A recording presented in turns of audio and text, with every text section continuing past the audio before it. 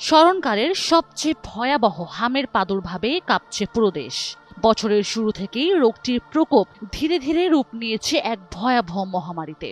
পরিস্থিতি কতটা বিপর্যয়কর তা স্পষ্ট হয় সরকারি ও বেসরকারি পরিসংখ্যানের দিকে তাকালে। চলতি বছর দেশে ইতিমধ্যে হামে আক্রান্ত হয়েছে 60,000-এর বেশি মানুষ, যার সিংহভাগই অবুঝ শিশু।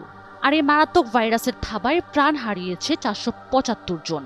বাংলাদেশের ইতিহাসে হামে এত বিপুল সংখ্যক মৃত্যুর ঘটনা আগে কখনো ঘটেনি। এমনকি গত আড়াই দশকেও দেশে হামের সংক্রমণ কখনো 50,000-এর ঘর স্পর্শ করেনি। কিন্তু কেন এই বিপর্যয়? এই ভয়াবহতার বীজ বোনা হয়েছিল আরো 2 বছর আগেই। সবচেয়ে উদ্বেগজনক বিষয় হলো এমন একটি মহামারী ধেয়ে আসছে সে কথা একবার বা দুইবার নয়, গত 2 বছরে অন্তত 10 বার সতর্ক করেছিল জাতিসংঘের শিশু বিষয়ক সংস্থা ইউনিসেফ। কিন্তু সেই সতর্ক বার্তাকে কতটা গুরুত্ব দেওয়া হয়েছিল তা নিয়ে এখন উঠছে বড় প্রশ্ন। বুধবার 20 মে বিকেলে রাজধানীর ইউনিসেফ বাংলাদেশের জেপিজি কনফারেন্স রুমে আয়োজিত এক সংবাদ সম্মেলনে উঠে আসে এমনই সব চাঞ্চল্যকর তথ্য। হামের প্রাদুর্ভাব এবং চলমান পরিস্থিতি মোকাবেলা কার্যক্রম শীর্ষক এই সম্মেলনে দেশের বর্তমান স্বাস্থ্য ব্যবস্থার এক উদ্বেগজনক চিত্র তুলে ধরেন ইউনিসেফ বাংলাদেশের প্রতিনিধি রানা ফ্লাওয়ার্স। ইউনিসেফের দেওয়া তথ্য অনুযায়ী দেশের এই নজিরবিহীন সংকটের মূলে রয়েছে টিকার তীব্র ঘাটতি।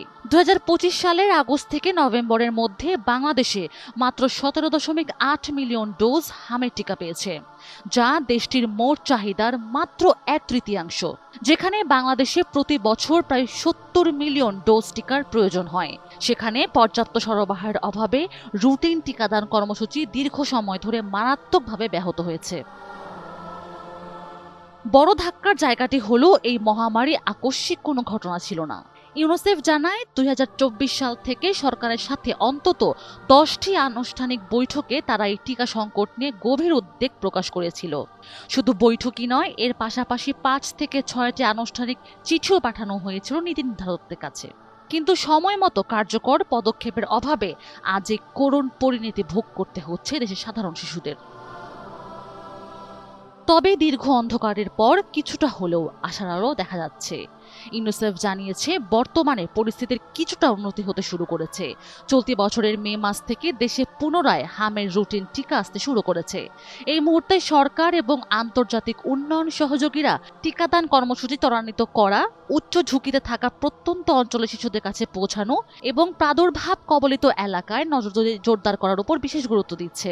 বহুবিধ সমস্যার ভিতরে এই হাম আমাদেরকে জর্জরিত করেছে। এবার টিকা আসতে শুরু করায় পরিস্থিতি হয়তো ধীরে ধীরে নিয়ন্ত্রণে আসবে, কিন্তু 475টি নিষ্পাপ শিশুর অকাল মৃত্যুর পর প্রশ্ন থেকেই যায়, যেই 10টি বৈঠক আর 5টি চিঠির সুনির্দিষ্ট সতর্ক বার্তা আগেভাগে দেওয়া হয়েছিল তা যদি সময় মতো আমলে নেওয়া হতো, তবে কি আজ দেশের শিশুদের এই চরম স্বাস্থ্য ঝুঁকির মুখে পড়তে হতো? Sanjida Afrin, NTV online.